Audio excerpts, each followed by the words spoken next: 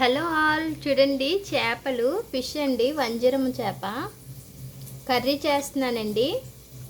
చాలా ఈజీగా ఎలా ప్రిపేర్ చేయాలో చూడండి, ఫుల్గా చూడండి, వ్లాగు బాగుంటుంది. ఆనియన్స్ అయితే బ్రౌన్గా ఫ్రై చేశానండి. ఫస్ట్ అల్లం వెల్లుల్లి పేస్ట్ అండి వేసాను. అయితే ఇందులో అల్లం తక్కువ ఉండాలి, వెల్లుల్లిపాయలు ఎక్కువ ఉంటే బాగుంటుందండి చేపలకి. ఇది బాగా ఫ్రై అయిన తర్వాత మనం ఇందులో కొంచెం కారం వేసుకుందాం. ఆనియన్స్, కరివేపాకు వేపానండి ఫస్ట్, తర్వాత అల్లం వెల్లుల్లి పేస్ట్ వేసానండి. ఇంకా పచ్చిమిరపకాయలు అయితే వేయలేదు. ఇలా బాగా ఫ్రై అయిన తర్వాత, బ్రౌన్గా అయిన తర్వాత మనం ఇందులో కొంచెం కారం వేసి బాగా కలుపుకొని టమాటీలు కూడా వేసుకొని కలుపుకోవాలండి. అప్పుడు ఫిష్ యాడ్ చేయాలి, బేగా ఉడికిపోతుంది కదా ఫిష్ అయితే, అందుకనమాట. టమాటీ ఉడికిపోయిన తర్వాత చేపలు వేద్దాము. రుచికి తగినంత కారం అయితే యాడ్ చేశానండి. బాగా కలిపిన తర్వాత టమాటీ వేసేస్తాను.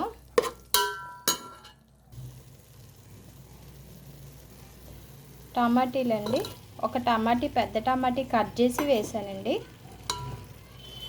మెత్తగా అయిన తర్వాత చేపలు వేసేస్తానండి. అందులో టమాటీలు ఉడుకుతున్నాయి కదండి, పచ్చిమిరపకాయలు వేసుకుంటున్నాను. ఇలా వేస్తే బాగుంటాయండి చేపల కర్రీలో.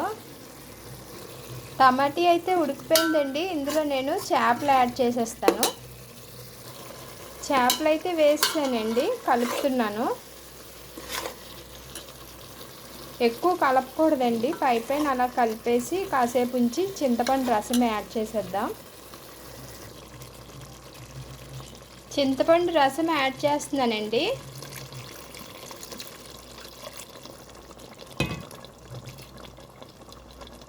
కలుపుకొని చక్కగా మూత పెట్టుకుని ఒక పావు గంట సిమ్లో పెట్టుకుంటే బాగుంటుందండి.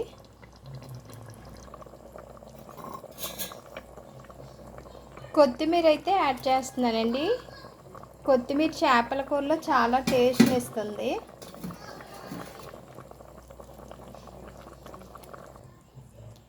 చేపల కూరలో జీలకర్ర, కొత్తిమీర మంచి టేస్ట్ వస్తాయండి, అవి ఖచ్చితంగా వేసుకోవాలి.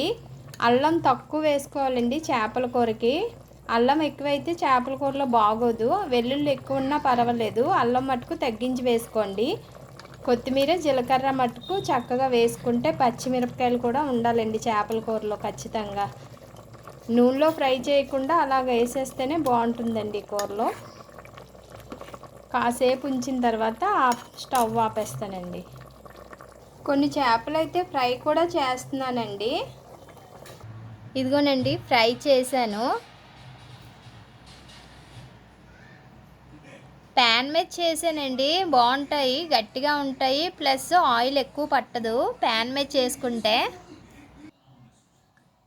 చూడండి, పీసులు గట్టిగా ఉంటాయి ప్యాన్ మీద చేసుకుంటే, ఎక్కువ ఆయిల్ కూడా పట్టదనమాట. ప్యాన్ మీద ఆయిల్ పెట్టి ఇలా పెట్టిన తర్వాత మూత పెట్టేసుకోవాలండి. చూడండి, కర్రీ రెడీ అవుతుంది కదా, కొంచెం సాల్ట్ తక్కువ ఉంది, వేసానండి.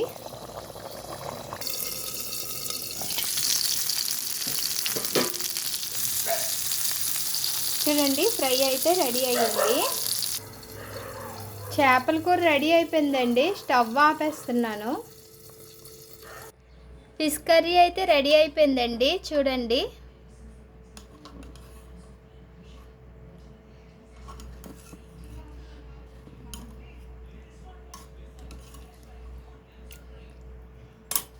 ఫిష్ ఫ్రై కూడా చేశానండి. ప్యాన్ మీద ఫ్రై చేయడం వల్ల మనకి ఆయిల్ తక్కువ అవుతుంది, పీస్ కూడా బాగుంటుందండి, పిల్లలు ఇష్టంగా తింటారు. ఈ వీడియో కనుక మీకు నచ్చినట్లయితే like and subscribe to my channel. మరిన్ని వీడియోస్ కోసం నా ఛానల్ని సబ్స్క్రైబ్ చేసుకోండి. ఈ వీడియోకి అయితే ఒక లైక్ ఇవ్వండి. Bye friends.